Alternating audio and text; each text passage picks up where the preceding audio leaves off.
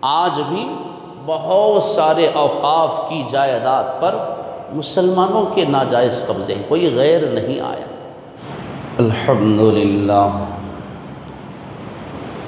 الحمدللہ الذی یولج اللیل فی النہار ویولج النہار فی اللیل وہو علیم بذات الصدور۔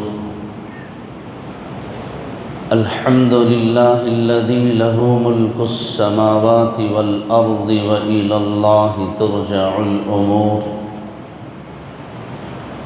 وأشهد أن لا إله إلا الله وحده لا شريك له وأشهد أن سيدنا ومولانا محمدا عبده ورسوله۔ أما بعد فأعوذ بالله من الشيطان الرجيم، بسم الله الرحمن الرحيم۔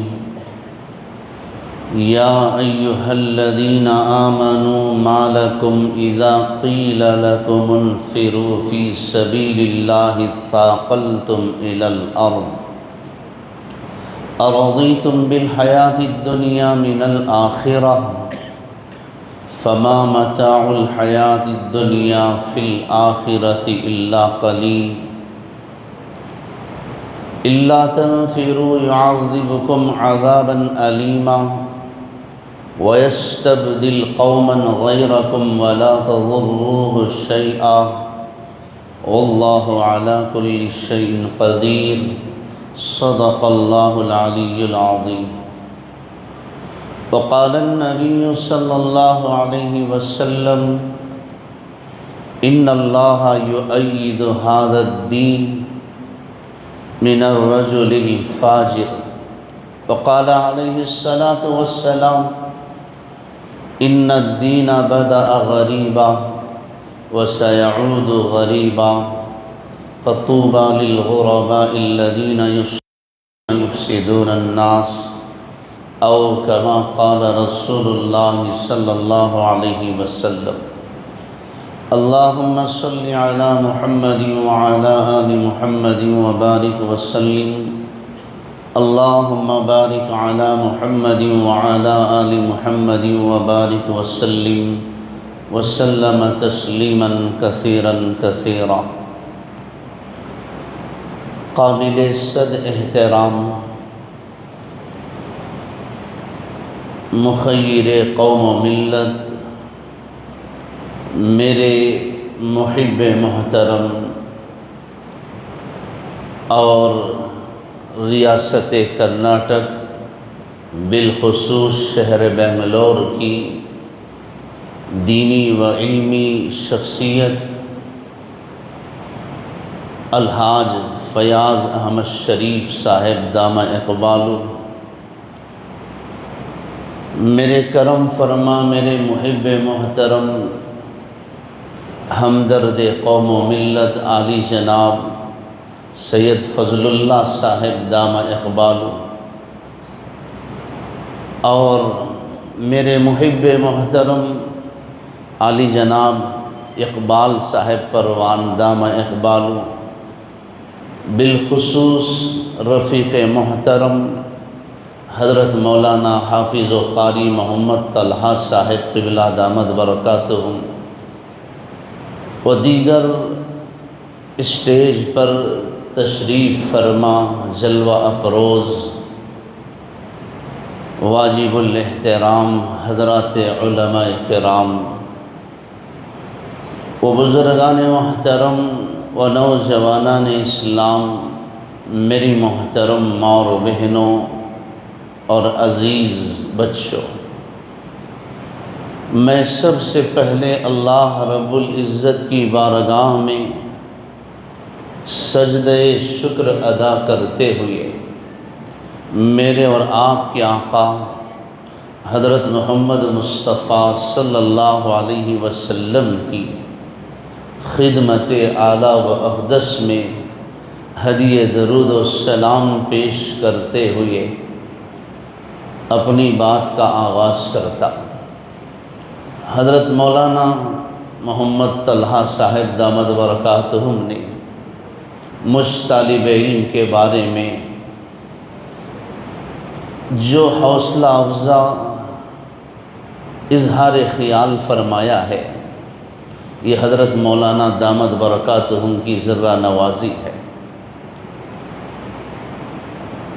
ورنہ تو حقیقت تو یہ ہے کہ من دانم کہ من آنم، میں جانتا ہوں کہ میں کون ہوں۔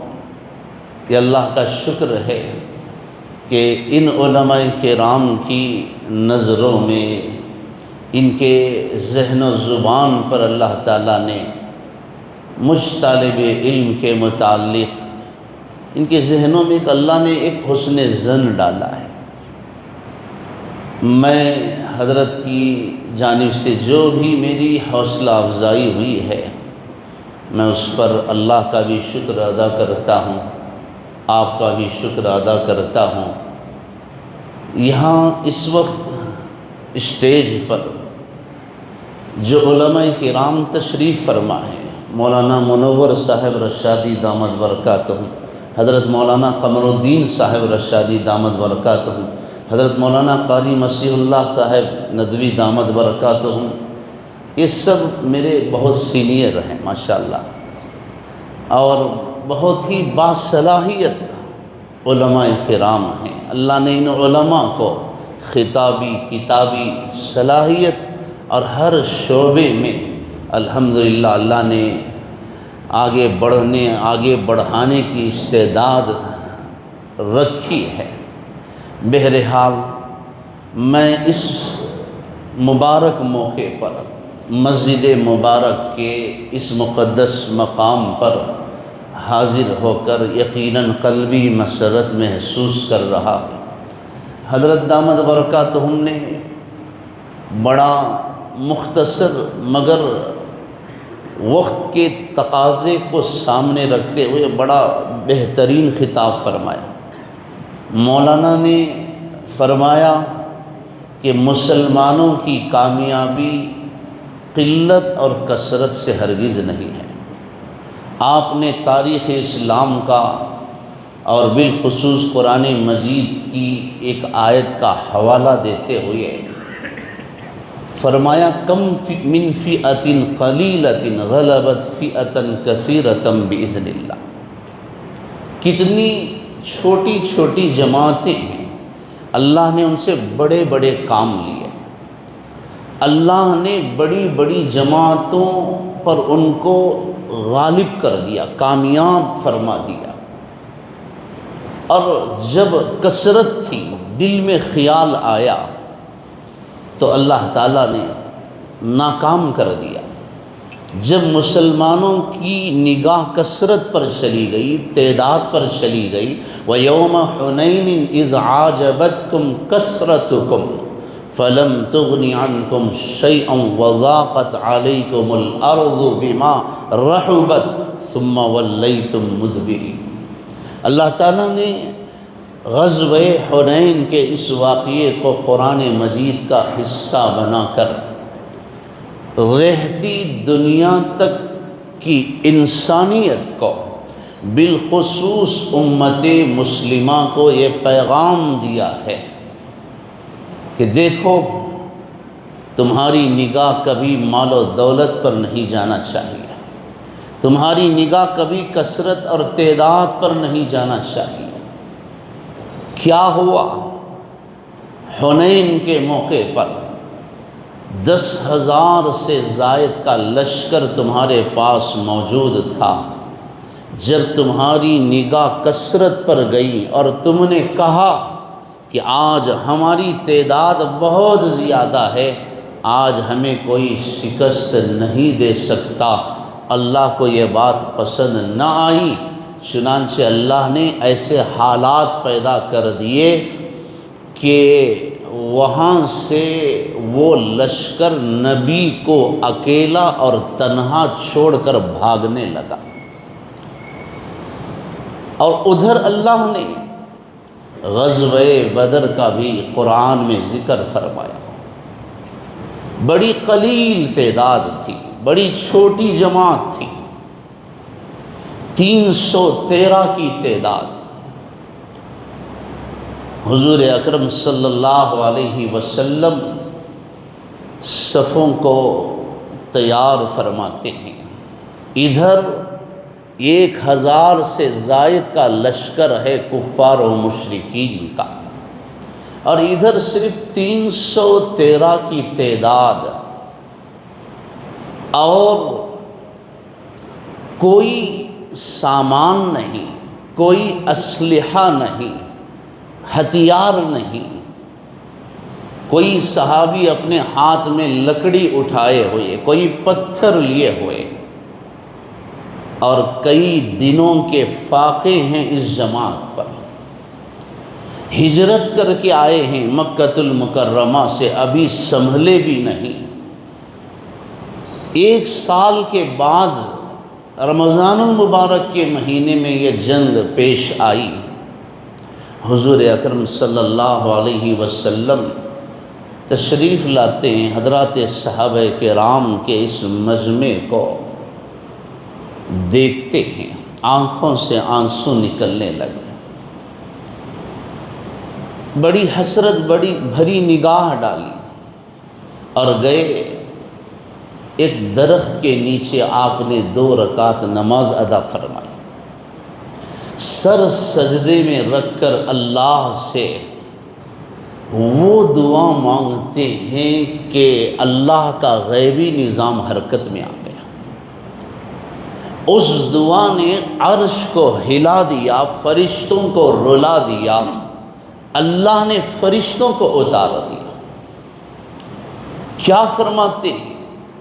اے اللہ، یہ میرے صحابہ، ایک چھوٹی سی جماعت، اے اللہ تو جانتا ہے کہ اس تعداد کو تیار کرنے کے لیے میں نے بڑی قربانیاں دی ہیں، بڑے دھکے کھائے ہیں۔ اے اللہ، 313 کی اس تعداد کو تیار کرنے کے لیے کبھی تو مکے کی گلیوں میں میرے گریبان کو پھاڑا گیا، کبھی تو نعوذ باللہ میرے اوپر تھوکا گیا، کبھی تو مجھے گالیاں دی گئی، کبھی تو ابو بکر اور بلال، ابو ذر غفاری کو مارا اور پٹا گیا، میرے بچوں پر طلاق ہو گئی۔ اے اللہ، میں نے مکہ چھوڑ دیا، کئی عورتیں بیوہ ہو گئیں، بچے یتیم ہو گئے۔ بڑی قربانیوں کے بعد میں نے اس جماعت کو آج میدان بدر میں کھڑا کیا ہے۔ اے اللہ، تو اور تیرے فرشتے گواہ ہیں، یہ میرے صحابہ کئی دن کے بھوکے ہیں، ان کے گھروں میں فقر و فاقہ ہے، ان کے پیٹ سے لگے ہوئے ہیں، بے سر و سامان ہیں۔ تیری عزت اور جلالت کی قسم، اے اللہ، اگر آج یہ ختم ہو گئے تو تیرا دین ختم ہو جائے گا۔ اگر آج تو نے ان کو شکست دے دی، آج تو نے ان کو کافروں کے حوالے کر دیا، تو پھر اے اللہ، روئے زمین پر تیرا نام لینے والا، تیرے دین کی حفاظت کرنے والا کوئی نہیں ہے۔ اپنی قدرت سے میرے صحابہ کی مدد فرما۔ اللہ کی قسم، سجدے سے سر نہیں اٹھا تھا۔ حضرت ابو بکر صدیق رضی اللہ عنہ آئے پیچھے سے، حضور اکرم صلی اللہ علیہ وسلم کی چادر پکڑ کر کہنے لگے، اے اللہ کے حبیب صلی اللہ علیہ وسلم، یا رسول اللہ صلی اللہ علیہ وسلم، سر اٹھائیے، رونا بند کیجیے، دیکھیے کہ اللہ کی رحمت آ چکی ہے، وہ ہوائیں چل رہی ہیں، اللہ کی مدد آ چکی ہے۔ وَلَقَدْ نَصَرَكُمُ اللَّهُ بِبَدْرٍ وَأَنْتُمْ أَذِلَّةٌ، تم بہت پریشان تھے، اللہ نے تمہاری مدد کی۔ تو 313 کی تعداد کو اللہ نے وہ قوت، وہ طاقت، وہ رعب، وہ جلال، وہ ہیبت عطا فرمائی کہ کفار و مشرکین پیٹھ پھیر کر سامان چھوڑ کر بھاگنے لگے۔ وہ اپنی عورتوں کو چھوڑ کر دوڑنے لگے، بھاگنے لگے، ان کو اپنی جان بچانی مشکل ہو گئی۔ قرآن مجید کی یہ آیتیں مسلمانوں کو قیامت تک یہی سبق دیتی ہیں، یہ نصیحت کرتی ہیں کہ کبھی یہ نہ سمجھنا کہ مسلمانوں کی کامیابی اور ان کا عروج کثرت سے ہے، مال و دولت سے ہے۔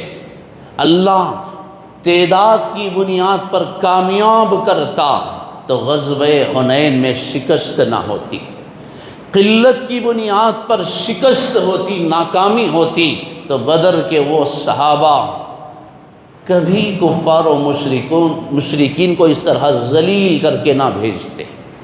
تو قیامت تک یہ دو واقعات مسلمانوں کی رہنمائی کرتی رہیں گے۔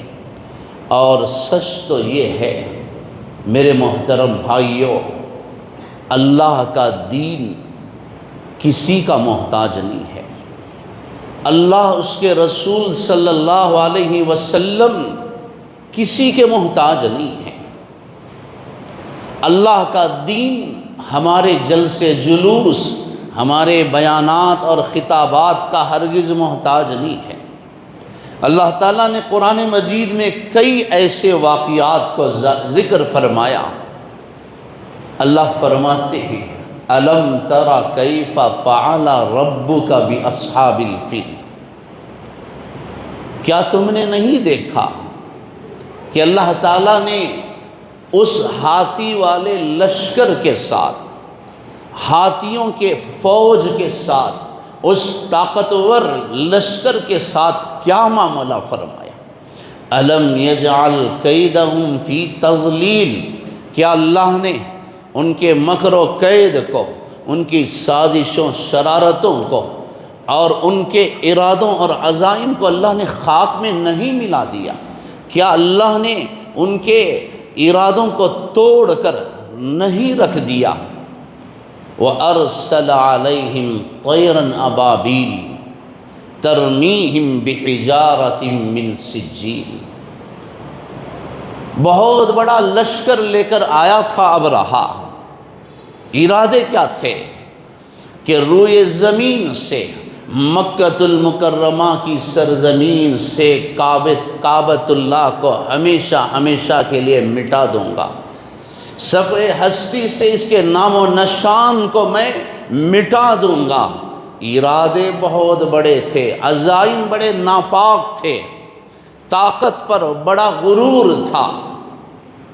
اللہ تعالیٰ فرماتے ہیں ہاتھیوں کا یہ لشکر، اے میرے حبیب کی امت، ذرا ان آیتوں کو پڑھنا، اس پر غور کرنا۔ میں نے ہاتھیوں کے مقابلے میں ہاتھیوں کے لشکر کو نہیں بھیجا، میں نے جبرائیل کو فرشتوں کی جماعت دے کر نہیں بھیجا، ہاتھیوں کے لشکر کو میں نے کس سے مار دیا؟ وَأَرْسَلَ عَلَيْهِمْ طَيْرًا أَبَابِيلَ، پرندوں سے میں نے کام لے لیا، چھوٹے چھوٹے پرندے۔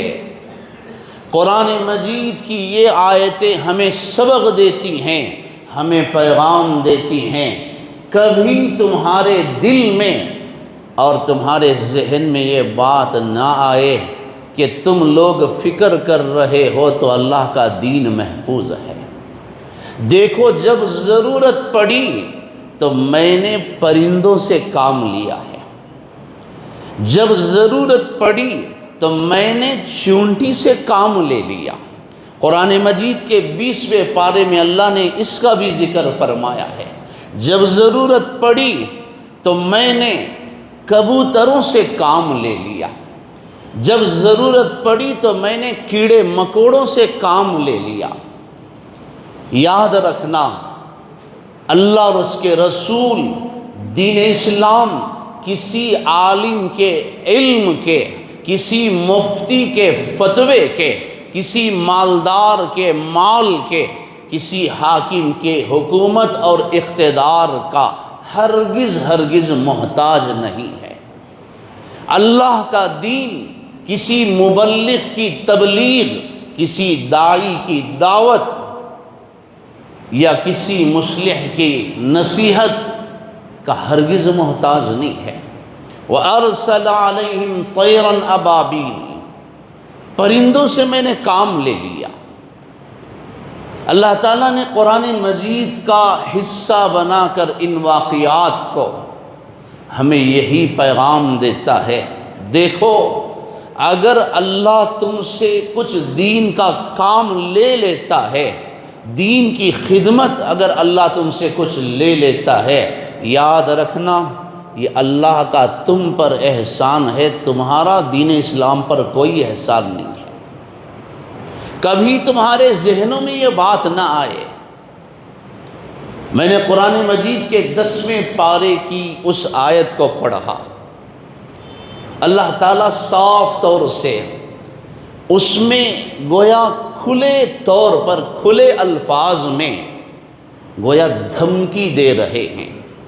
وَإِن تَتَوَلَّوْا يَسْتَبْدِلْ قَوْمًا غَيْرَكُمْ يَا أَيُّهَا الَّذِينَ آمَنُوا مَا لَكُمْ إِذَا قِيلَ لَكُمُ انفِرُوا فِي سَبِيلِ اللَّهِ، اے ایمان والو تمہیں کیا ہو گیا؟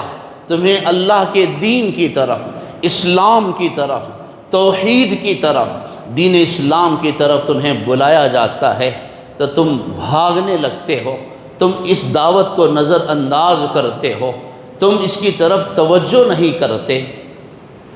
انفروا فی سبیل اللہ، اللہ کے راستے سے بھاگتے ہو۔ ساقلتم الی الارض، اپنے دکان و مکان، اپنی ملازمت اور اپنی مصروفیات کو پکڑ کر بیٹھ جاتے ہو، مضبوطی سے اس میں جم جاتے ہو۔ اللہ پوچھتے ہیں ارضیتم بالحیات الدنیا من الآخرہ، تمہارا یہ کردار یہ بتاتا ہے کہ تم نے گویا دنیا کے بدلے میں آخرت کو بیچ دیا ہے، یا تمہارا یہ خیال ہے کہ دنیا ہی سب کچھ ہے؟ ارضیتم بالحیات الدنیا من الآخرہ، کیا تم نے آخرت کو چھوڑ کر دنیا کی زندگی ہی کو سب کچھ سمجھ لیا؟ سن لو فما متاع الحیات الدنیا فی الآخرۃ الا قلیل، آخرت کی زندگی کے مقابلے میں دنیا کی کوئی حقیقت نہیں۔ آج تمہیں اللہ کے دین کی طرف بلایا جا رہا ہے، آج اللہ اس کے رسول کے تقاضوں کی طرف تمہیں دعوت دی جا رہی ہے، آج دین اسلام پر آنچ آئی ہے، آج محمد الرسول اللہ صلی اللہ علیہ وسلم کی شریعت پر آنچ آئی ہے، آج ملت پر آنچ آئی ہے، تمہیں دعوت دی جا رہی ہے، آؤ خوشی سے چل کر آ جاؤ، راضی برضا ہو کر گھروں سے نکلو، ورنہ یاد رکھو میری عزت کی قسم زبردستی تمہیں گھروں سے نکالا جائے گا۔ آج اللہ اس کے رسول کے پیغام پر، پکار پر، دعوت پر نہیں آؤ گے، ایک دن ضرور تمہیں گھر سے زبردستی نکالا جائے گا۔ جنازہ تو اٹھنے ہی والا ہے، یہ تو یقینی بات ہے۔ گھر کیا، دنیا بھی تم سے چھڑائی جائے گی، جس دنیا کو تم مضبوطی سے پکڑے بیٹھے ہو۔ اس کے باوجود تم تیار نہیں ہوتے، دین اسلام کی مدد نہیں کرتے، شریعت کی خدمت نہیں کرتے، اسلام کی حفاظت نہیں کرتے، تو سنو اللہ اعلان کرتا ہے یعذبکم عذابا علیما، اللہ تمہیں دردناک عذاب میں مبتلا کرے گا، اللہ تم پر بڑی بڑی مصیبتیں لائے گا۔ وَيَسْتَبْدِلْ قَوْمًا غَيْرَكُمْ وَلَا تَضُرُّهُ شَيْئًا، اور اللہ تعالیٰ تمہارا کوئی محتاج نہیں ہے، اللہ کو تمہاری کوئی ضرورت نہیں ہے، اللہ تم کو ہٹائے گا اور دوسری قوم کو پیدا کرے گا، اللہ ان سے کام لے گا۔ اگلی آیتوں میں اللہ تعالیٰ یہ پیغام دیتے ہیں اِلَّا تَنْصُرُوهُ فَقَدْ نَصَرَهُ اللَّهُ، سنو اور قرآن مجید کی ان آیتوں پر تم غور و فکر کرو، ان کو پڑھو، اسے سمجھنے کی تم کوشش کرو۔ دیکھو جب ضرورت پڑی تو میں نے اپنے نبی کی حفاظت کا کام فرشتوں سے نہیں، لاؤ اور لشکر سے نہیں، میں نے چھوٹے چھوٹے پرندوں سے، کیڑے مکوڑوں سے میں نے کام لے لیا۔ حضور اکرم صلی اللہ علیہ وسلم بغیر کسی قصور کے، بغیر کسی غلطی کے مکۃ المکرمہ سے نکال دیے جاتے ہیں۔ ظالموں نے اتنا تنگ کیا، اتنا پریشان کیا، حضرات مفسرین کرام نے لکھا ہے ایک دن حضور اکرم صلی اللہ علیہ وسلم مکۃ المکرمہ کے ہر گلی میں تشریف لے گئے، ہر گھر پر دستک دی، کفار و مشرکین نے ہر طرح کے حربے اور طریقے آزمائے تھے۔ اب ان کے درمیان یہ مشورہ ہوا تھا، ایسا کریں گے کہ محمد صلی اللہ علیہ وسلم کا ہم بائیکاٹ کریں، جہاں بھی وہ جس سے بھی ملنا چاہے کوئی ان سے بات نہ کرے، کوئی ان سے ملاقات نہ کرے، وہ کسی کے گھر پر آئیں تو دروازہ بند کر دیا جائے۔ حضور اکرم صلی اللہ علیہ وسلم دل میں فکر لے کر، آنکھوں میں آنسو لے کر، زبان پر انسانیت کی فلاح اور ان کی کامیابی اور ان کے ایمان کی دعا لے کر مکۃ المکرمہ میں ایسا روز گشت فرماتے تھے۔ آج آپ مکۃ المکرمہ کے ایک ایک گلی میں گشت فرماتے۔ لکھا ہے مفسرین نے صبح سے شام تک ایک بندے سے بھی آپ کی ملاقات نہیں ہوئی، جس گھر میں جاتے دروازہ بند کر دیا جاتا، جس گلی سے گزرتے لوگ آپ کو دیکھ کر چھپ جاتے۔ بڑی تکلیف ہوئی، آج کسی بندے سے میری ملاقات نہیں ہوئی، کوئی مجھ سے ملنا نہیں چاہتا، بڑا درد ہوا۔ اللہ تبارک و تعالیٰ نے فرمایا، اے میرے حبیب صلی اللہ علیہ وسلم، آپ بڑے غمگین ہیں، آپ بہت پریشان ہیں، آپ کا یہ غم، آپ کا یہ درد، آپ کی یہ کڑھن دیکھی نہیں جاتی۔ اے میرے حبیب صلی اللہ علیہ وسلم، اب وقت آ چکا ہے، اب تیاری کیجئے، اب آپ مکہ چھوڑ دیجئے۔ ناقدروں، بے ادبوں کے درمیان میں آپ کو مزید رکھنا نہیں چاہتا، اب آپ مکے سے ہجرت فرمائیے۔ اب آپ کی دعوت پر یہاں کوئی لبیک کہنے والا باقی نہیں ہے، یہاں آپ کا کوئی ساتھ دینے والا نہیں ہے، چلیے جائیے۔ لوگ نظریں بچھائیں، آپ کے منتظر ہیں، آپ کا ساتھ دینے کے لیے اپنے جان سے، مال سے آپ کا ساتھ دینے کے لیے تیار ہیں۔ آپ کی قدر کرنے والے اور آپ کو پہچاننے والے، آپ کا تعاون کرنے والی وہ جماعت آپ کے انتظار میں ہے، آپ مکہ چھوڑ دیجئے۔ پیغام ملا، حضور اکرم صلی اللہ علیہ وسلم تشریف لے گئے۔ دوپہر کا وقت تھا، سخت گرمی تھی، دل میں خیال آیا کہ پتہ نہیں پھر دوبارہ مکہ کب واپسی ہوگی، کب میں اللہ کے گھر کو دیکھوں گا۔ 2 رکعت نماز ادا فرمائی، حسرت بھری نگاہ ڈالی کعبۃ اللہ پر۔ اب گئے، اپنے یار غار حضرت ابو بکر صدیق رضی اللہ عنہ کو بلایا اور بتایا کہ رات کی تاریکی میں، رات کے اندھیرے میں ہمیں گھر سے نکلنا ہے۔ بہرحال میں تفصیلات کو چھوڑ کر آگے بڑھوں گا۔ رات کے اندھیرے میں، تاریکی میں رسول اللہ صلی اللہ علیہ وسلم حضرت ابو بکر صدیق رضی اللہ عنہ کو لے کر نکلے، پھر کر کعبۃ اللہ کو دیکھتے تھے۔ بڑی تکلیف ہو رہی تھی، بڑا درد ہو رہا تھا، مڑ کر دیکھتے ہیں، پتہ نہیں پھر دوبارہ کعبہ کب دیکھنا نصیب ہوگا۔ چنانچہ جہاں تک کعبۃ اللہ پر نگاہ پڑی، یا کعبۃ اللہ کو آپ دیکھ سکتے یا کعبۃ اللہ نظر آ سکتا، آپ دیکھتے رہے۔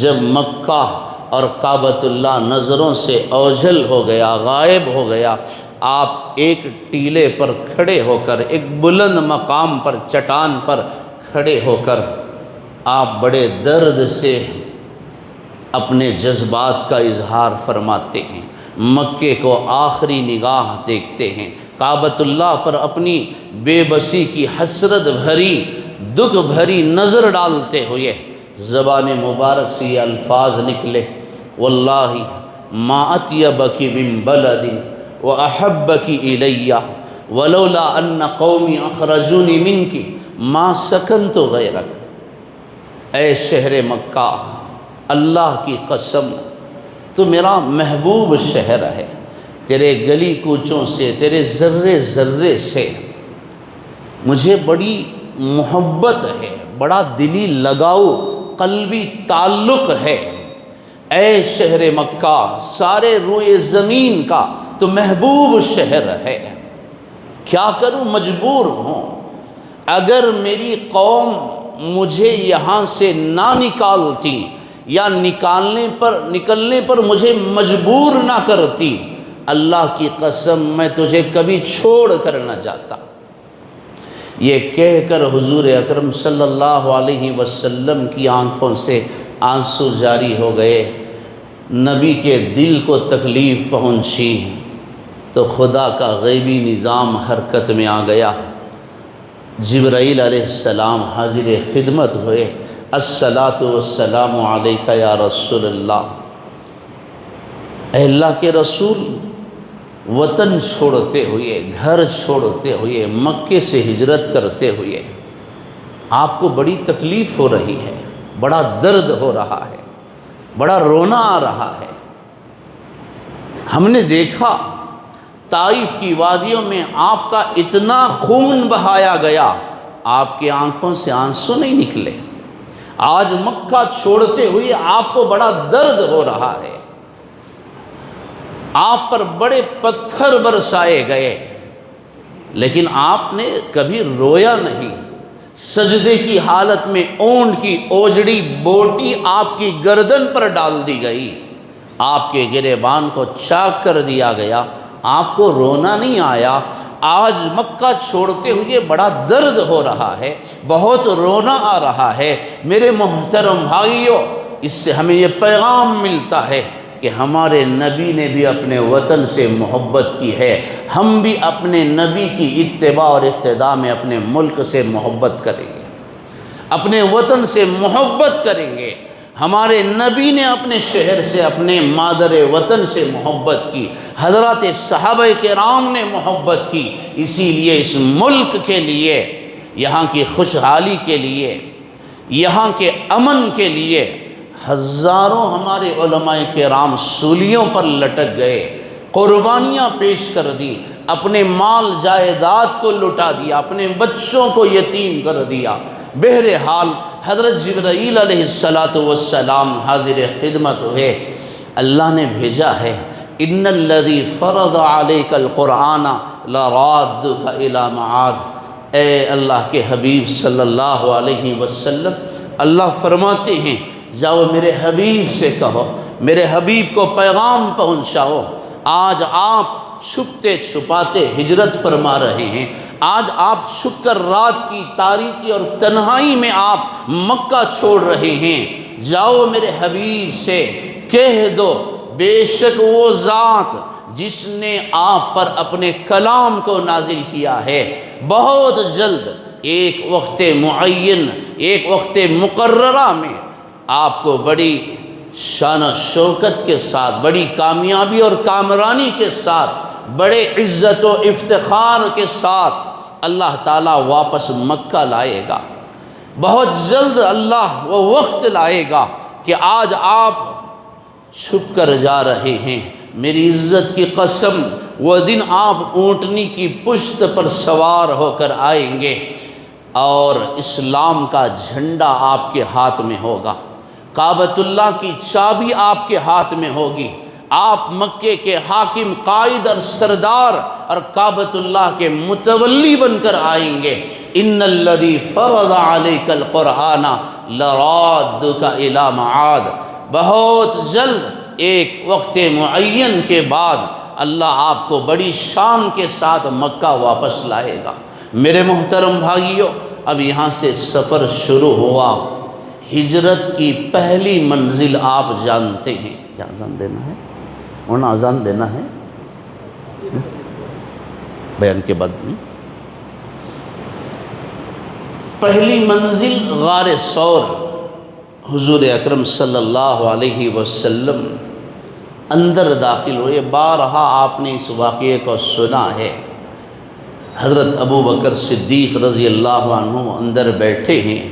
حضور اکرم صلی اللہ علیہ وسلم تشریف لائے، تھکے ہارے آپ سر مبارک ابو بکر کے رانوں پر، پیروں پر رکھ کر آپ آرام کرنے لگے.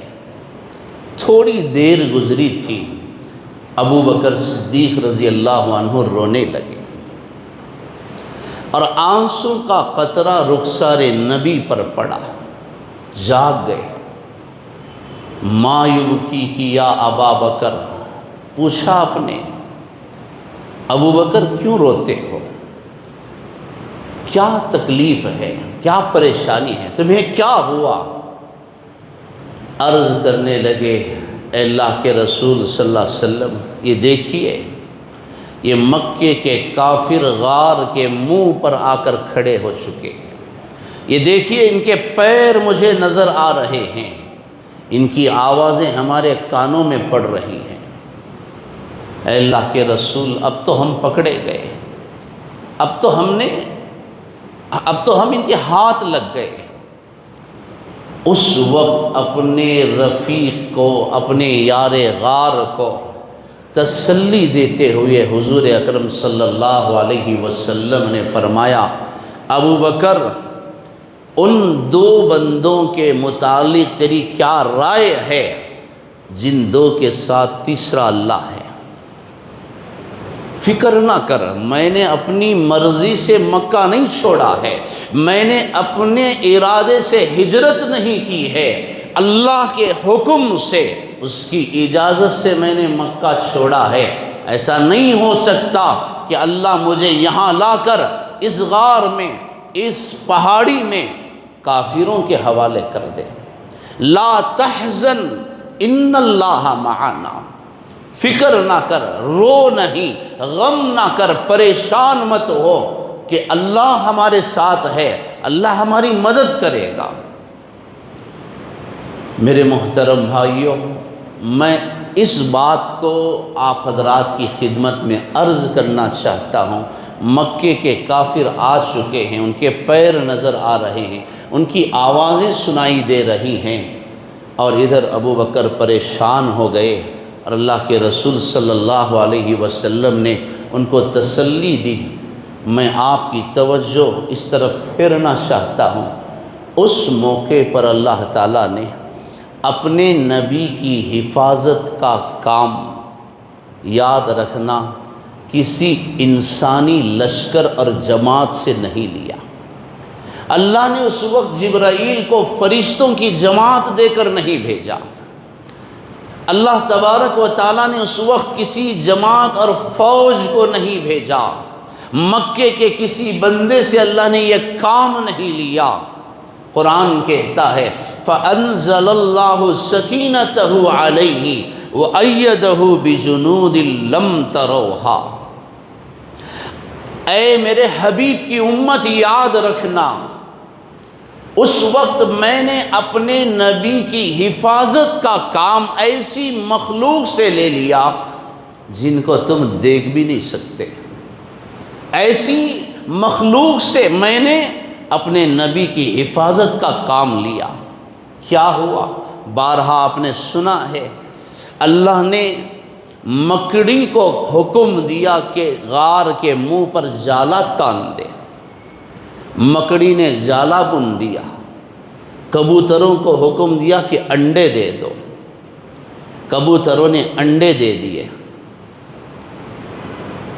اور کفار و مشرکین آئے، دیکھا غار کے منہ پر جالا تنا ہوا ہے، انڈے رکھے ہوئے ہیں.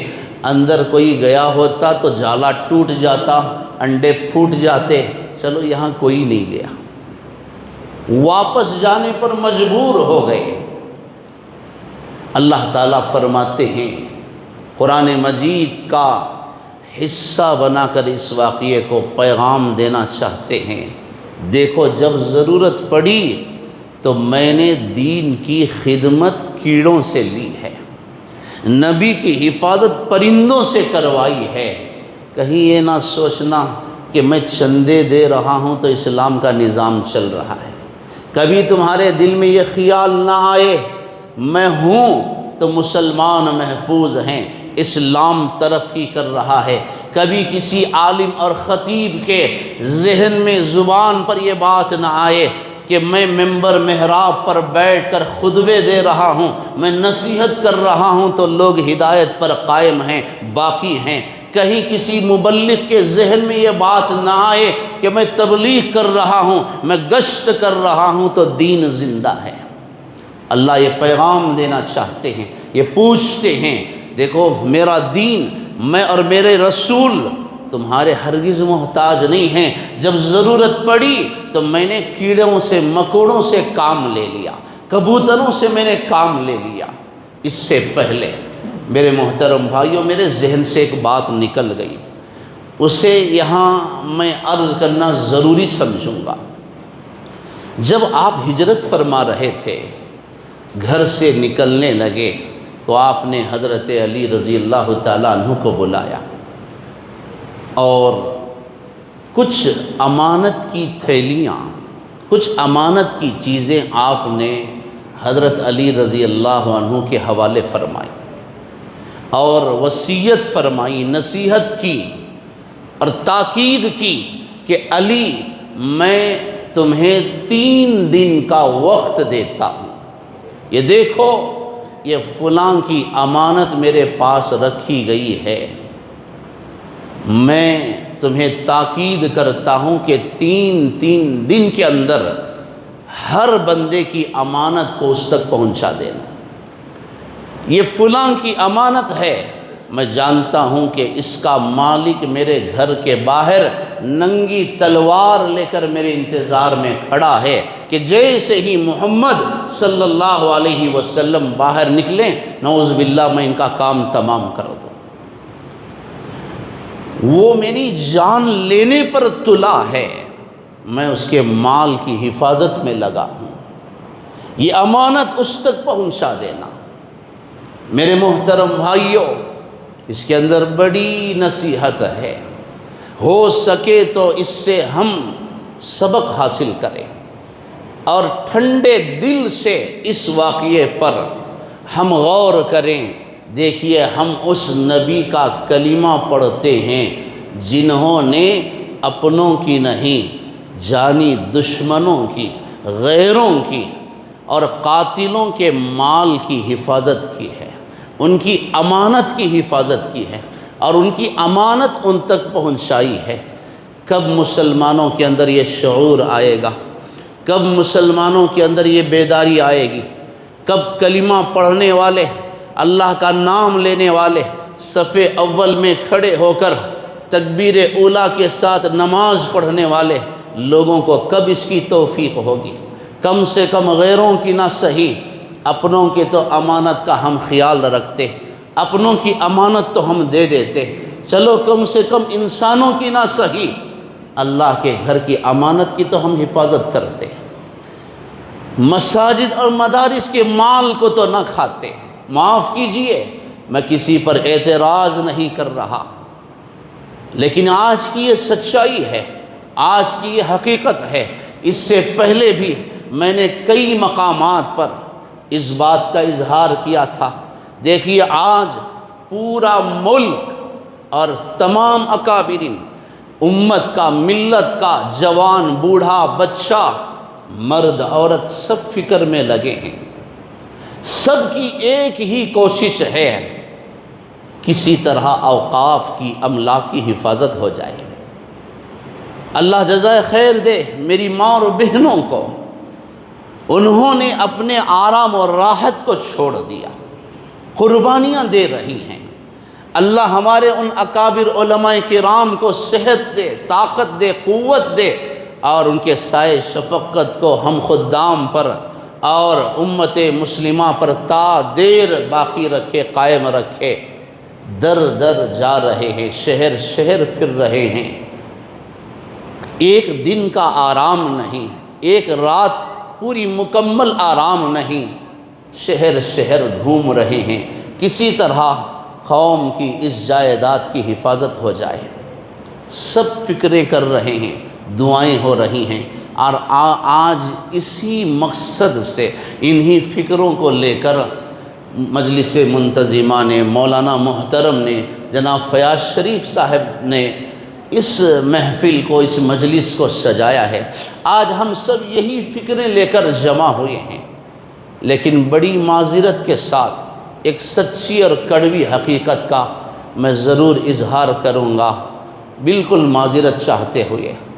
ایک سچی حقیقت ہے کہ دیکھیے، اوقاف کی املاک پر جو آنچ آئی، اوقاف کی املاک پر جو مصیبت آئی، اور یہاں تک جو حالات پہنچے ہیں، اس سچائی کو ہم مسلمانوں کو تسلیم کرنا پڑے گا کہ اس کے ذمہ دار ہم خود مسلمان ہیں، اس کے ذمہ دار ہماری تنظیمیں ہیں، اس کے ذمہ دار قوم کے، ملت کے وہ عہدیدار اور ذمہ دار ہیں۔ میں جانتا ہوں کہ میری اس حقیقت کو سن کر بہت سارے لوگ شاید بیزارگی کا اظہار کریں گے، لیکن یہ سچائی ہے۔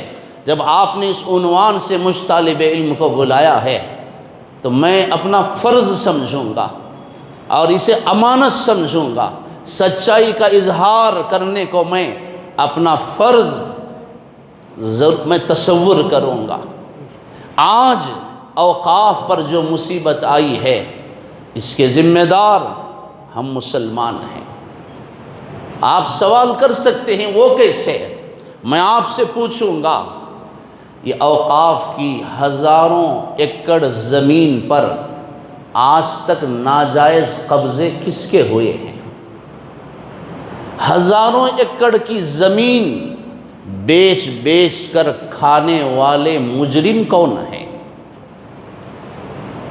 اوقاف کے بڑے بڑے دکانوں پر پچھلے 50، 60، 70 سال سے ناجائز اور ظالمانہ قبضے کس کے ہیں؟ کون اوقاف کی دکانوں میں بیٹھ کر تجارت کر رہا ہے؟ کون اس کا غلط استعمال کر رہا ہے؟ کیا کوئی غیر مسلم تنظیم ہے؟ کیا کوئی سیاسی پارٹی ہے؟ یا کوئی اور جماعت ہے؟ اس سچائی کو ہمیں قبول کرنا پڑے گا، وہ کوئی اور نہیں، وہ ہمارے کلمہ پڑھنے والے بھائی ہیں، وہ وہاں کے ذمہ دار ہیں، وہ صف اول کے مصلی ہیں، وہ بات بات پر سبحان اللہ، ماشاء اللہ، الحمدللہ کہنے والے وہ دیندار لوگ ہیں، وہ لمبی داڑھی اور بہت لمبے لمبے جبے پہن کر بات بات پر اللہ اس کے رسول کا نام لینے والے لوگ ہیں۔ سب سے پہلے ان مجرموں سے ہمیں اوقاف کی املاک کو بچانا ہوگا، ان کے ظالمانہ تسلط کا خاتمہ کرنے کی کوشش کرنی ہوگی۔ آپ مجھ سے زیادہ اس حقیقت سے واقف ہیں، جس دکان کی قیمت یا جس کا کرایہ اس بازار میں، مارکیٹ میں 20,000 25,000 روپے ہوتا ہے، کیا یہ سچی حقیقت نہیں ہے کہ آج اس دکان پر سالوں سے بیٹھ کر ماہانہ 100 روپے کرایہ دیتے ہیں؟ کیا یہ حقیقت نہیں ہے؟ ہزاروں ایکڑ زمین پر ناجائز قبضے کس کے ہیں؟ یہ مسلمانوں کے ہیں، یہ کلمہ پڑھنے والوں کے ہیں، یہ صف اول میں نماز پڑھنے والوں کے ہیں، یہ ان اداروں کے ذمہ داروں کے ہیں۔ مجھے کوئی جھجک نہیں ہے، مجھے کوئی عار یا مجھے کوئی خوف نہیں ہے۔ میں نے اکابرین کے سامنے بھی یہ گزارش کی تھی، اگر ہم اپنی اس تحریک کو کامیاب کرنا چاہتے ہیں تو ایک کام ہمیں ضرور کرنا پڑے گا۔ سب سے پہلے اپنے جو مسلمان ظالم حرام خور جو وہاں بیٹھے ہیں، ان کے ظالمانہ تسلط سے، ان کے ناجائز قبضوں سے اوقاف کی املاک کو بچا۔ پہلے ان سے نکالو۔ یہ حقیقت سارا ملک جانتا ہے، ایسا نہیں کہ قوم و ملت کے افراد اس سے ناواقف ہیں، سب کو اس حقیقت کا علم ہے۔ شاید اللہ تعالیٰ ہماری توبہ کو قبول کر لے، شاید اگر ہم اسے واپس لیں، راہ راست پر آ جائیں، تو شاید اللہ تعالیٰ بڑے بڑے ظالموں کی جو ناپاک نگاہیں اس پر پڑی ہیں، اللہ اس سے ہمیں بچا لے۔ لیکن سب سے پہلے اپنی اس خامی کو دور کرنا ہوگا، اپنے ان ناجائز قبضوں کو ہٹانا ہوگا، اپنوں سے اس زمین کو، ان دکانوں کو، اس جائیداد کو واپس لینا ہوگا۔ اس کی کوشش ہم سب کو کرنی ہوگی، شاید اللہ تعالیٰ کو رحم آ جائے، اللہ تعالیٰ ہماری کوششوں کو قبول فرمائے، اللہ ہمارے اکابرین کی اور قوم و ملت کی، امت کی ان قربانیوں کو، ان مجاہدوں کو اللہ تعالیٰ انشاءاللہ ضرور لاج رکھے گا۔ اکابرین کی دعائیں اللہ ضائع نہیں کرے گا، ہماری ماں اور بہنوں کی وہ دعائیں انشاءاللہ ضائع نہیں ہوں گی، ممبر و محراب کی وہ دعائیں، وہ صدائیں ضرور اللہ اس کی لاج رکھے گا۔ لیکن ہمیں سب سے پہلے یہ کام کرنا ہوگا۔ میں ان لوگوں سے ضرور کہوں گا، دیکھو ہم جس نبی کا کلمہ پڑھتے ہیں انہوں نے کافروں کے مال کی حفاظت کی ہے، کافروں کی امانت کی حفاظت کی ہے۔ آج تمہیں کیا ہو گیا؟ تم کیوں اللہ کے گھروں میں بیٹھ کر اپنے دکانیں چلانے لگے ہو؟ کیوں تم اللہ کے گھر کا مال کھاتے ہوئے تمہیں کبھی ڈر نہیں ہوتا، کبھی خوف نہیں ہوتا؟ اللہ کے گھر کا، دینی اداروں کے مال کو چباتے ہوئے، حرام کے لقمے کھاتے ہوئے تمہیں احساس کیوں نہیں ہوتا؟ ہمارا ضمیر اتنا مردہ کیوں ہو چکا ہے؟ ہم اس حقیقت کو جاننے، بولنے، سمجھنے اور اس غلطی کو دور کرنے، اس بیماری کی اصلاح کرنے کے لیے تیار کیوں نہیں ہوتے؟ تمام علماء کرام کو منبر و محراب سے اس صدا کو بلند کرنا ہوگا، اس آواز کو اٹھانا ہوگا، تمام لوگوں کو اس کی فکر کرنی ہوگی، شاید اللہ تعالیٰ کو رحم آ جائے۔ میرے محترم بھائی، غرض میں درمیان میں ضروری سمجھتا تھا کہ اس کی طرف میں آپ حضرات کی توجہ کو پھیروں۔ آج بھی بہت سارے اوقاف کی جائیداد پر مسلمانوں کے ناجائز قبضے ہیں، کوئی غیر نہیں آیا۔ اب انہوں نے سوچا چلو یہ مسلمان ہی اب تک کھاتے رہے، آج کے بعد ہم بھی کھائیں گے، آج کے بعد ہم بھی اس کا استعمال کریں گے۔ کتنے نیک عزائم اور نیک ارادوں کے ساتھ اللہ کے نیک بندوں نے، امت کے مخیر احباب نے بڑی بڑی جائیدادیں اللہ کے نام پر وقف کی تھی۔ ارادے کیا تھے؟ ان کے عزائم کیا تھے؟ یہ زمین، یہ جائیداد اللہ کے نام پر وقف کر رہا ہوں۔ ارادے کیا تھے؟ کہ قوم و ملت کا کوئی بچہ جاہل نہ رہے، قوم و ملت کے بچوں کی تعلیم ہو جائے، اوقاف کی وہ جائیداد، اپنا مال، اپنی دولت، اپنی جائیداد، اپنے زمینیں لوگوں نے اس نیک نیتی کے ساتھ اللہ کے نام پر وقف کیا تھا کہ امت کی، ملت کی کوئی بیٹی بے نکاح نہ رہے۔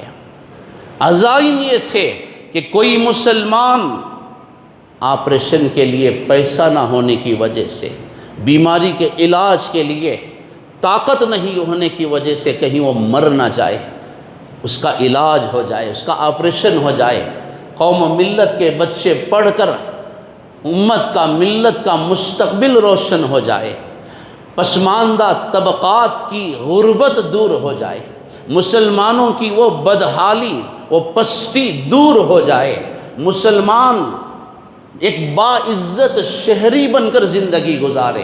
عزائم یہ تھے کہ کسی مسلمان بچے کو کسی غیر کے سامنے کھڑے ہو کر کاپی قلم بھیک کے طور پر لینے کی نوبت نہ آئے۔ اللہ کے ان نیک بندوں نے اوقاف کی املاک کو فی سبیل اللہ وقف اس لیے کیا تھا کہ ہماری کوئی بچی کسی غیر کے ساتھ نہ جائے۔ کیا ہوا؟ کیا ہوا؟ آج حقیقت ہمارے سامنے ہے۔ کیا یہ سچائی نہیں ہے کہ کتنے بچے اسکولوں میں پڑھنے کے لیے ان کے پاس فیس نہیں تھی، کالجوں میں اپنی تعلیم کو آگے بڑھانے کی ان کے اندر طاقت نہیں تھی، سکت اور صلاحیت نہیں تھی، آج وہ بچے کالجوں اور اسکولوں سے نکل کر ہوٹلوں میں کام کرنے پر مجبور ہیں، آج وہ بچے کسی گیارج میں کام کرنے پر مجبور ہیں۔ مجرم کون ہے؟ اس کا ذمہ دار کون ہے؟ کاش اوقاف کی ان املاک کا صحیح استعمال ہوتا۔ اللہ کی قسم آج کے اس دور میں کوئی مسلمان زکوٰۃ لینے کے قابل نہ ہوتا۔ اگر اوقاف کی املاک کا صحیح استعمال ہو جاتا تو ہماری بچیاں بے نکاح 30 35 40 سال تک گھر کی چہار دیواری میں نہ بیٹھتی، ان کی جوانی گھر کی دیوار کے ساتھ نہ گزرتی۔ ہماری نوجوان بیٹیاں بہنیں غیروں کے ساتھ ہرگز نہ جاتی۔ اوقاف کی املاک کا صحیح استعمال ہوتا تو مسلمانوں کے یہ حالات نہ ہوتے۔ مجھے ہمیشہ وہ شعر یاد آتا ہے، تو ادھر ادھر کی بات نہ کر، تو ادھر ادھر کی بات نہ کر، مجھے یہ بتا کہ قافلہ کیوں لوٹا، مجھے رہزنوں سے گلا نہیں، تیری رہبری کا سوال ہے۔ وہ لوگ تو پیدا ہوئے ہی انسانیت کو لوٹنے کے لیے، انسانیت کو مارنے کے لیے وہ بل پاس کر رہے ہیں، وہ اوقاف کی املاک پر قبضے کر رہے ہیں۔ ان کا کام ہی وہی ہے، ان کا مقصد ہی وہی ہے، ان کی منزل ہی وہی ہے، لیکن تو بتا کہ تو نے کیا کیا، تیرا کردار کیا ہے۔ ادھر الزام دینے سے پہلے ذرا ہم اپنے اندر جھانک کر دیکھ لیتے، پھر اللہ کو کیا حق ہے کہ ان مسلمانوں پر عمر جیسے حکمران کو منتخب کرے؟ کیا حق ہے اللہ کو کہ اچھے اور سچے حکمرانوں کا انتخاب کرے؟ قرآن کی آیت قیامت تک کے لیے پیغام دیتی ہے، ساری انسانیت کے لیے سبق دیتی ہے۔ جو بھی حالات تم پر آتے ہیں، جن مصائب کا تم شکار ہوتے ہو، وہ تمہارے ہاتھوں کی کمائی ہوتی ہے، تمہارے اعمال بد کی نحوست ہوتی ہے، وہ تمہارے کارنامے ہوتے ہیں جس کی وجہ سے حالات ایسے ہو جاتے ہیں۔ بہرحال حضور اکرم صلی اللہ علیہ وسلم نے ایک ایک امانت کو علی کے حوالے فرما کر تاکید کر کے 3 دن کے اندر اس امانت کو اس کے حقدار تک پہنچا دینا۔ آپ نے قیامت تک کے انسانیت کو بالخصوص امت کو یہ سبق دیا ہے۔ دیکھو، میں اللہ کا رسول اپنے جانی دشمنوں کے مال کی حفاظت کر رہا ہوں، خونی اور قاتلوں کے امانتوں کی حفاظت کر رہا ہوں۔ کہیں کل تم میرا نام لے کر، دین کا نام لے کر کلمہ پڑھتے ہوئے اپنوں کا مال کھانے نہ لگ جانا، کہیں اللہ کے گھروں کے سودے نہ کرنا، کہیں امت کے ملت کے غریب بچوں کے حقوق کو ضائع نہ کرنا۔ کتنی اسکیمیں نکلتی ہیں، کون سی اسکیم غریبوں تک پہنچتی ہے؟ حکومت کی کون سی اسکیم امت کے ملت کے محلے کے غریبوں تک پہنچتی ہے؟ یہ وہ حقائق ہیں، یہ وہ سچائی ہے جس پر قوم و ملت کو غور کرنے کی ضرورت ہے اور اس کی فکر کرنے کی ضرورت ہے۔ بعد میں ہم دعائیں کریں گے، محنت کریں گے، جب تک جسم میں جان ہے انشاءاللہ اس کے لیے، اس حق کے لیے لڑتے رہیں گے۔ ہم نے بدر سے یہ سبق پڑھا ہے، ہم نے مکے کی وادیوں سے یہ سبق پڑھا ہے، ہم نے مدینۃ المنورہ کے ان انصاروں سے، انصاری صحابہ سے ہم نے یہ سبق پڑھا ہے۔ حضور اکرم صلی اللہ علیہ وسلم جب مدینۃ المنورہ پہنچے، جنگ بدر کا واقعہ پیش آیا، بڑی فکر ہونے لگی آپ کو، بہت غمگین رہے، بہت پریشان ہوئے، آپ دن رات اسی سوچ میں، اسی فکر میں کیا کیا جائے۔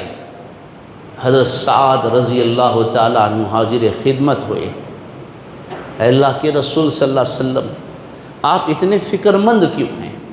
آپ اتنے پریشان کیوں ہیں؟ اے اللہ کے رسول، آپ کو فکر کرنے کی ضرورت نہیں ہے، ہم نے آپ سے وعدہ کر کے آپ کو مکے سے یہاں لایا ہے کہ ہم اپنے جان، اپنے مال کے ساتھ آپ کا ساتھ دیں گے، آپ کا تعاون کریں گے۔ اے اللہ کے رسول، ہم قوم موسیٰ کی طرح نہیں ہیں کہ جنہوں نے اپنے پیغمبر سے کہا اذهب انت وربک فقاتلا انا ہاہنا قاعدون، اے موسیٰ تم اور ہارون جاؤ اور دشمنوں سے لڑو، ہم نہیں آئیں گے، ہم اپنے گھروں میں بیٹھیں گے۔ ہم قوم موسیٰ کی طرح نہیں ہیں۔ اے اللہ کے رسول صلی اللہ علیہ وسلم، ہادم من شئتا وقتا حبال من شئتا خذ من اموالنا ما شئتا۔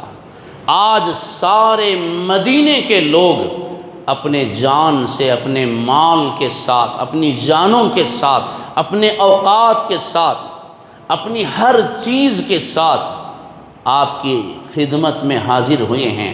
ہمارا مال آپ کے قدموں پر حاضر ہے، ہماری جانیں آپ کے قدموں پر، آپ کے قدموں پر اللہ کے رسول قربان ہیں۔ اس ذات کی قسم جس نے آپ کو نبی بنا کر بھیجا ہے، آپ حکم فرمائیں ہم سمندروں میں چھلانگ لگا دیں گے، آپ حکم فرمائیں آگ کے انگاروں پر ہم کود پڑیں گے۔ اے اللہ کے رسول، آپ حکم فرمائیں ہم مدینۃ المنورہ سے نکلیں گے، یمن تک چلتے چلے جائیں گے۔ اللہ کی عزت کی قسم، ہمارا جوان تو کیا، ہماری کوئی عورت، ہمارا بچہ بھی پیچھے مڑ کر مدینے کی طرف نہیں دیکھے گا۔ آپ ہم سے جو چاہیں خدمت لے لیں، ہم وہ نہیں ہیں کہ گھر میں بیٹھ کر تماشا دیکھیں۔ یہ سبق، یہ پیغام ہمیں حضرات صحابہ کرام سے ملا ہے۔ میرے محترم بھائیوں، میں عرض کر رہا تھا اللہ کا دین کسی کا محتاج نہیں ہے۔ اگر آج ہم اپنے مال سے، اپنے وقت سے، اپنی جان سے یا کسی بھی طرح سے اللہ کے دین کے مددگار ہوتے ہیں، قوم کے ملت کی شریعت کی حفاظت کے حصے دار ہوتے ہیں، تو یہ اللہ کا ہم پر احسان ہے۔ اللہ تعالیٰ نے فرمایا کہ میں نے اس وقت پرندوں سے کام لے لیا، کیڑے مکوڑوں سے کام لے لیا۔ حضرت شاہ عبدالحق محدث رحمۃ اللہ علیہ لکھتے ہیں، 10 منٹ میں اپنی بات ختم کر رہا ہوں، یہ آخری بات کہہ کر۔ حضرت شاہ صاحب نے لکھا ہے کہ جن کبوتروں نے غار ثور کے منہ پر انڈے دیے اور جس مکڑی نے جالا تان دیا، دیکھو اللہ تعالیٰ نے ان کی قربانی کو بھی ضائع نہیں کیا، اللہ نے ان کی محنتوں کو بیکار نہیں کیا۔ حضرت شاہ عبدالحق محدث رحمۃ اللہ علیہ لکھتے ہیں، جب مکڑی نے غار ثور کے منہ پر جالا تان دیا، اللہ نے اسے وہ عزت عطا فرما دی، قرآن مجید کی ایک سورت کو مکڑی کے نام سے منسوب کر دیا، سورۃ العنکبوت۔ کبوتروں نے انڈے دے دیے تو اللہ تعالیٰ نے ان کی وہ عزت فرمائی۔ لکھتے ہیں شاہ صاحب، آج حرمین شریفین کے باہر یا حدود حرم میں، مدینۃ المنورہ، مکۃ المکرمہ میں جتنے کبوتر ہیں وہ سب کے سب اسی کبوتر کی نسل ہیں، اسی کبوتر کی اولاد ہیں۔ کیا پیغام ملتا ہے ہمیں، اس میں کیا سبق ملتا ہے؟ اللہ تعالیٰ یہ سمجھانا چاہتے ہیں، دیکھو میرے دین کی حفاظت، میرے دین کی خدمت کبوتروں نے کی تو میں نے ان کے نہ صرف جان کی حفاظت فرمائی بلکہ قیامت تک کے لیے ان کی روزی کا بھی انتظام کیا۔ آج ہر حاجی یہ چاہتا ہے کہ یہ کبوتر میرا دانہ کھا لے، یہ کبوتر میرا لایا ہوا گیہوں کھا لے۔ اور حاجی صاحب کو حکم ہوتا ہے، خبردار اگر ان کبوتروں پر، ان پرندوں پر تم نے ہتھیار اور ہاتھ تو کیا ٹیڑھی نگاہ بھی ڈالی تو تمہارا عمرہ ناقص ہو جائے گا، تمہارا حج نامکمل ہو جائے گا۔ ان کبوتروں کو تم نے مارا یا ان پر ہاتھ اٹھایا، ان پر حملہ کیا تو یاد رکھنا تم پر دم لازم آ جائے گا۔ اللہ یہ پیغام دینا چاہتے ہیں، جب پرندوں کی میں ان کے جان کی، ان کے خون کی حفاظت کر سکتا ہوں، ان کے لیے روزی کا انتظام کر سکتا ہوں، تم تو میرے حبیب کی امت ہو، تم اشرف المخلوق ہو، تم میرے نیک منتخب اور مجتبی بندے ہو، اگر میرے دین کی خدمت تم کرو گے، میرے اور میرے رسول کی حفاظت کرو گے، تو کیا میں تم کو کافروں کے حوالے کر دوں گا؟ میں نے کبوتروں کے جان کی حفاظت فرمائی ہے، اگر تم دین اسلام کی حفاظت کا کام کرو گے، میری عزت کی قسم تمہارے کسی نوجوان کو میں ماؤ لنچنگ کا شکار نہیں ہونے دوں گا، تمہاری نسلوں کو میں کافروں کے حوالے نہیں کروں گا۔ اگر تم دین اسلام کی خدمت کرو گے، تمہارے مال پر، تمہارے دین پر، تمہارے مساجد پر، تمہارے دینی اداروں پر کوئی آنچ نہیں آئے گی۔ میری ذات پر یقین کرنا، یہ کبوتروں کی یہ جماعت تمہیں سبق دیتی ہے۔ قرآن مجید کے اندر یہ جو واقعہ میں نے ذکر کیا ہے، یہ تمہاری ہدایت کے لیے کافی ہے۔ بہرحال میرے محترم بھائیوں، آج انہی فکروں کو لے کر، انہی مقاصد کو سامنے رکھتے ہوئے اکابرین نے، بالخصوص آل انڈیا مسلم پرسنل لا بورڈ، جو ملک کا واحد منفرد مضبوط مؤثر یہ ادارہ ہے، یہ پلیٹ فارم ہے جس میں تمام مسالک کے، مشارب کے علماء کرام، ذمہ داران جس کا حصہ ہیں، جس پلیٹ فارم پر جمع ہیں، یہ تحریک چلی ہے۔ دیکھو ہمارے حجاب پر پابندی لگ گئی، ہمارے اذانوں پر پابندی لگ گئی، لاکھوں روپے کے ساؤنڈ سسٹم تو ہم نے مساجد میں سجا لیے، لگا لیے۔ کیا ہے، کیا وجہ ہے کہ آج تمہاری اذان پر پابندی لگ گئی، آج تمہارے مساجد کو توڑا جا رہا ہے، آج تمہارے مدارس کو بند کیا جا رہا ہے، آج تمہارے بچوں کو بے قصور شہید کیا جا رہا ہے، ان کو قید کیا جا رہا ہے، تمہاری بہن بیٹیوں کی عزتوں کو لوٹا جا رہا ہے، تمہارے کاروبار تباہ کیے جا رہے ہیں، تمہیں برباد کرنے کی ہر قسم کی تدبیریں ہو رہی ہیں۔ تمہیں کیوں احساس نہیں ہوتا کہ قوم کی کسی بچی کا، کسی غیر کا ہاتھ تھام کر چلے جانا تمہیں کیوں احساس نہیں دلاتا؟ تمہاری غیرت کو بیدار کیوں نہیں کرتا؟ کسی مسجد کو بند کر دینا یا توڑ دینا، مسمار کر دینا تمہارے خوابیدہ احساس کو کیوں نہیں جگاتا؟ قوم پر، ملت پر آنچ جو آتی ہے، اس سے تمہاری آنکھیں کھلتی کیوں نہیں؟ تم اپنی ذمہ داریوں سے غافل کیوں ہو گئے؟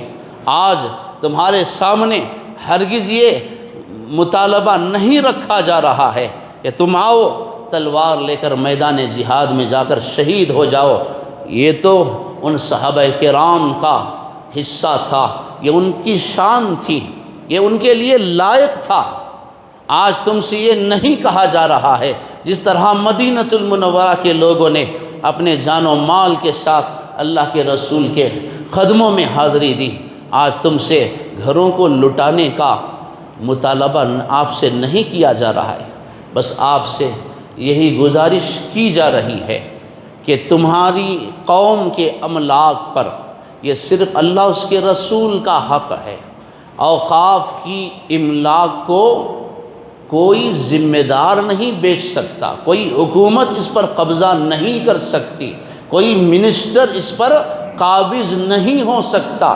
یہ قیامت تک اللہ کے نام سے منسوب ہے، قیامت تک اس کی کوئی 1 انچ کا بھی سودا نہیں کر سکتا۔ جو کرے گا وہ مجرم ہے، وہ ظالم ہے، وہ حق کو ضائع کرنے والا ہے، اور وہ امت کا حرام خور ہے۔ یہ الفاظ استعمال کرتے ہوئے مجھے کوئی جھجک نہیں ہے، یہ اللہ اس کے رسول کا مال ہے، یہ قوم کے ملت کے پسماندہ بچوں کا، یہ یتیموں کا، بیواؤں کا، بے کسوں کا، لاچاروں کا، مجبوروں کا، یہ بیماروں کا حق ہے۔ یہاں پر اپنی دکان نہیں چلا سکتے۔ ایک حقیقت کا میں ضرور اظہار کروں گا، آپ دیکھیں، میں اس پر کوئی اعتراض طنز نہیں کر رہا ہوں، تانا نہیں دے رہا ہوں۔ میری گنہگار آنکھوں کو جہاں اوقاف کی جائیداد ہے، جہاں بڑی بڑی دکانیں ہیں یا لمبی چوڑی جائیداد ہے، آج تک میری گنہگار آنکھوں کو وہاں کوئی رونق نظر نہیں آئی، کوئی وہاں روحانیت مجھے محسوس نہیں ہوئی۔ اور میں نے کئی ایسے لوگوں کو، ذمہ داروں کو دیکھا ہے کہ آج تک جنہوں نے اوقاف کی جائیداد پر ناجائز قبضے جما کر بیٹھے ہیں، دنیاوی اعتبار سے بھی ان کی کوئی ترقی نہیں ہو سکی، کبھی وہ خوشحال زندگی نہیں گزار سکے، کبھی وہاں بیٹھ کر وہ لوگ عروج حاصل نہیں کر سکے، کبھی وہ کامیاب نہیں ہو سکے۔ ان کے گھروں میں طرح طرح کی پریشانیاں آ گئی، بچوں کے رشتے ٹوٹ گئے، گھروں میں طرح طرح کی بیماریاں، کاروبار پر مسائل۔ حرام کی روزی میں، دولت میں اللہ نے کبھی عروج نہیں رکھا ہے، کبھی قیامت تک یہ لوگ آباد نہیں ہو سکتے، یہ اللہ اس کے رسول کا فیصلہ ہے۔ اس جائیداد کو بچانے کے لیے آج ملک گیر تحریک شروع ہوئی ہے، فکریں ہو رہی ہیں، نہ دن کو دیکھا جا رہا، نہ رات کی پرواہ، نہ بارش کی پرواہ۔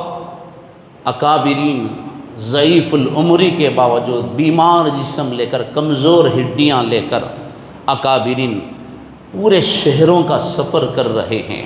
ایک فکر چھڑی ہے، بس آپ سے گزارش ہے کہ اس کے تعلق سے شہر میں 21 تاریخ کو جو ہماری ماں بہنوں کا اجلاس قدوس صاحب عیدگاہ میں منعقد کیا جا رہا ہے، اس میں اپنی ماں اور بہنوں کو، بالخصوص کالجوں میں پڑھنے والی ہماری بہنوں کو، طالبات کو ضرور اس کے اندر روانہ فرمائیں۔ اور 23 تاریخ کو جو بڑا عظیم اجلاس ہونے جا رہا ہے، اس میں آپ حاضر ہوں اور اپنے اوقات کو، مصروفیات کو فارغ رکھ کر اس کا حصہ بنیں۔ کچھ نہ کر سکیں تو کم سے کم کل قیامت کے دن شاید ہم یہ گواہی دے سکیں گے، اے اللہ اس کے خلاف جو تحریک چلی تھی، اے اللہ اس کے خلاف جو جد و جہد جاری تھی، اے اللہ اس میں بھی حصے دار تھا، اے اللہ اس کی فکر کرنے کے لیے میں بھی جمع ہوا تھا، اے اللہ تیرے نام کی اس ملکیت کی حفاظت کے لیے میں نے بھی قربانی دی تھی۔ شاید ہم اللہ کے دربار میں بچ جائیں، اللہ کی پکڑ سے بچ جائیں۔ ضرور اس میں اپنے اوقات کو فارغ کر کے شرکت کرنا۔ مولانا محترم نے فرمایا بڑی تعداد میں ہماری ماں بہنیں یہاں تشریف لائی ہیں، اللہ ان کی قربانیوں کو قبول فرمائے۔ جتنا کردار اسلام کی اشاعت، تبلیغ، ترقی میں مردوں کا ہے، بالکل بالکل اسی طرح کا حصہ، کردار ہماری ماں اور بہنوں کا ہے۔ میں اپنی ماں اور بہنوں کی توجہ چاہتے ہوئے ان سے گزارش کروں گا، آپ کو اپنی تاریخ پر، اپنی نسبت پر فخر ہونا چاہیے۔ اس امت میں سب سے پہلے اپنی جان کے ساتھ، اپنے مال کے ساتھ، اپنے وقت کے ساتھ محمد الرسول اللہ صلی اللہ علیہ وسلم کا ساتھ دینے والی وہ ایک خاتون ہیں، حضرت خدیجہ رضی اللہ تعالیٰ عنہ۔ اس امت کی سب سے پہلی مومنہ وہ مردوں کی جماعت سے نہیں، وہ عورتوں کی جماعت سے ہیں، وہ حضرت خدیجہ رضی اللہ عنہا ہیں، جنہوں نے اللہ کے رسول کو تسلی دی، اطمینان دلایا، آپ کو فکر کرنے کی ضرورت نہیں، اللہ آپ کو کبھی ضائع نہیں کرے گا۔ اللہ کے رسول ہاتھ آگے بڑھائیے، میں سب سے پہلے آپ کے کلمے کو پڑھتی ہوں، آپ کے دین کو قبول کرتی ہوں، سب سے پہلے آپ کی اس تحریک اور تبلیغ کی ساتھی میں بنتی ہوں۔ میری ماں اور بہنیں آپ کو اپنے ماضی پر اور اپنی جماعت پر، اپنی تاریخ پر اور اپنے عورت ہونے پر فخر اور شان محسوس ہونا چاہیے۔ اس امت کی حفاظت کے لیے، دین اسلام کی ترقی اور اشاعت کے لیے سب سے پہلے شہید ہونے والی اور اپنے خون کو پیش کرنے والی وہ بھی آپ ہی کی جماعت سے ہیں، وہ حضرت سمیہ رضی اللہ تعالیٰ عنہا ہیں۔ یہ آپ کی تاریخ ہے، آپ کو اس نسبت پر فخر ہونا چاہیے۔ آپ حضرت خدیجۃ الکبریٰ رضی اللہ عنہا کی بیٹیاں ہیں، آپ فاطمۃ الزہرا رضی اللہ عنہا کی بہنیں ہیں، آپ سمیہ رضی اللہ تعالی عنہا کی بہنیں ہیں۔ آپ کو آپ کی اپنی نسبت مبارک ہو قیامت تک کے لیے۔ سمیہ کی شہادت، خدیجہ کی طہارت اور فاطمۃ الزہرا رضی اللہ عنہا کی عفت آپ کو سبق دیتی ہے، آپ کو نصیحت کرتی ہے کہ دیکھو دین اسلام کی حفاظت کے لیے ہم سے جو ہو سکا ہم نے وہ کیا ہے، اور تمہارے سامنے ہم نے نمونہ رکھا ہے۔ اللہ نے آپ کو وہ عزت دی ہے۔ قرآن مجید کے 28ویں پارے کی پہلی آیت ہے، قد سمع اللہ قول التی تجادلک فی زوجہا وتشتکی الی اللہ۔ اس آیت کی تفسیر میں لکھا ہے، حضرت خولہ بنت ثعلبہ رضی اللہ تعالی عنہا کی شان میں یہ آیت نازل ہوئی۔ جب ان کے دل کو تکلیف پہنچی، شوہر نے ان کو طلاق دی، وہ اللہ کے رسول صلی اللہ علیہ وسلم کی خدمت میں حاضر ہوئی، اپنا مسئلہ حل کرنے کے لیے آئی۔ اللہ کے رسول صلی اللہ علیہ وسلم نے فتویٰ دیا جو ان کی اس تکلیف کو دور نہیں کر رہا، چونکہ وہ 3 طلاق، میں اس تفصیل میں جانا نہیں چاہتا۔ زہار کہتے ہیں، زہار کا مطلب جب کوئی مرد شوہر اپنی بیوی سے زہار کر لیتا تو وہ عورت، وہ بیوی ہمیشہ اس پر حرام ہو جاتی تھی۔ تو حضرت اوس بن صامت نے ان کو وہ طلاق دی تھی، یہ جاہلیت کی ایک طلاق تھی۔ ان کو بڑی تکلیف پہنچی، اللہ کے رسول صلی اللہ علیہ وسلم کی خدمت میں حاضر ہوئی، اللہ کے رسول میرے اس مسئلے کو حل فرمائیے۔ اللہ کے رسول نے فتویٰ دے دیا، چونکہ اس وقت تک کوئی حکم اس کے تعلق سے نازل نہیں ہوا تھا۔ آپ نے فرما دیا کہ تو اپنے شوہر پر ہمیشہ کے لیے حرام ہو گئی۔ تو اس خاتون نے اپنے پلو کو، اپنے سر کی اوڑھنی کو پھیلاتے ہوئے اللہ سے وہ فریاد کی، وہ رقت آمیز دعا کی، وہ درد بھری داستان سنائی کہ اللہ کا عرش ہل گیا۔ اس خاتون کے ہاتھ اٹھے تو اللہ نے صرف جبرائیل کو نہیں بھیجا، اللہ نے اس خاتون کی دعا کو قرآن بنا کر اتار دیا۔ اللہ نے آپ کی دعاؤں میں وہ تاثیر رکھی ہے۔ میں اپنی ماں اور بہنوں سے گزارش کروں گا کہ آپ اس جلسے کا بھی حصہ بنیں 21 تاریخ کو، اور آپ کی رات کی تنہائیوں کی، تہجد کی دعاؤں میں ضرور امت کے حالات کو سامنے رکھتے ہوئے دعا کریں۔ اللہ تعالیٰ آپ کے پاکیزہ آنچل کی برکت سے، آپ کے تقوی طہارت کی برکت سے امت پر، بالخصوص ملک اور ملت پر، ملک کے مسلمانوں پر جو مصیبت آئی ہے، اللہ تعالیٰ آپ کی مستجاب دعاؤں سے اسے دور کر سکتا ہے۔ بہرحال چند گھنٹوں میں اس پورے مضمون کا حق ادا نہیں کیا جا سکتا۔ جتنی باتیں ضروری تھیں میں نے آپ حضرات کی خدمت میں اسے پیش کی ہیں، آپ کے سامنے رکھا ہے۔ کوئی میری باتوں کا غلط مطلب نہ سمجھیں۔ چھوٹی زبان بڑی بات اگر کی ہے تو معذرت چاہتا ہوں۔ جو بھی کہا ہے سچ کہا ہے، حق کہا ہے، اور اللہ اس کے رسول کے لیے کہا ہے، اور سچائی کا اظہار کرنے کے لیے میں نے کہا ہے۔ اللہ تعالی ہم کو اس حقیقت کو سمجھنے کی توفیق عطا فرمائے۔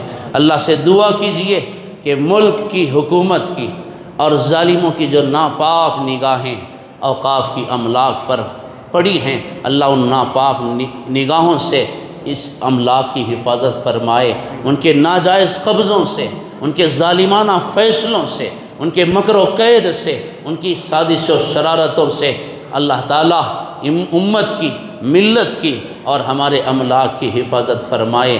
اللہ سے دعا کیجئے کہ کسی طرح سپریم کورٹ سے یہ فیصلہ نہ آئے، کہیں ہمارے خلاف فیصلہ نہ آئے، ورنہ آئندہ کے حالات بڑی سختی کے حالات سامنے آ سکتے ہیں، امت کا بہت بڑا نقصان ہو سکتا ہے، ملت کے بچوں کی بڑی تباہی ہو سکتی ہے، مساجد اور مدارس پر بہت بڑی آنچ اور آفت اور مصیبت آ سکتی ہے۔ اللہ تعالیٰ اس آفت سے، اس مصیبت سے ملک کے مسلمانوں کی بطور خاص حفاظت فرمائے۔ انہی چند ٹوٹے پھوٹے کلمات کے ساتھ میں اپنی بات کو ختم کرتا ہوں۔ اللہ ہم سب کے جمع ہونے کو اور ہماری کاوشوں کو، ہماری جد و جہد کو شرف قبولیت عطا فرمائے۔ عالی جناب فیاض احمد شریف صاحب الحمدللہ اپنی فکروں کے ساتھ، آپ کی اہلیہ محترمہ ماشاءاللہ All India Muslim Personal Law Board کی رکن ہیں، نو منتخب ہیں۔ ابھی پچھلے جو جلسہ ہوا تھا الحمدللہ اس موقع پر الحمدللہ آپ کی اہلیہ محترمہ کا انتخاب عمل میں آیا تھا۔ ماشاءاللہ آپ ان کے ساتھی بن کر اور اپنے شوہر کا ساتھ دیتے ہوئے امت کی، ملت کی فکر لے کر اپنی مصروفیات کو فارغ کر کے محلے محلے میں یہ لوگ جا رہے ہیں، علماء سے ملاقات کر رہے ہیں، ذمہ داران مساجد سے یہ مل رہے ہیں۔ اللہ تعالیٰ ان کی خدمات کو قبول فرمائے، ان کی فکروں کو قبول فرمائے۔ یقیناً آپ ملک و ملت کی فکر فرما رہے ہیں اور مسلمان آئندہ آنے والی نسلوں کی آپ حفاظت کے لیے نکلے ہیں۔ اللہ کی ذات سے امید ہے اللہ آپ کی محنتوں کو ضائع نہیں کرے گا۔ آپ ملت کے بچوں کی فکر کر رہے ہیں، انشاءاللہ اس کی وجہ سے اللہ آپ کے نسلوں کی حفاظت کرے گا۔ اللہ تعالیٰ قبول فرمائے۔ وآخر دعوانا ان الحمد للہ رب العالمین۔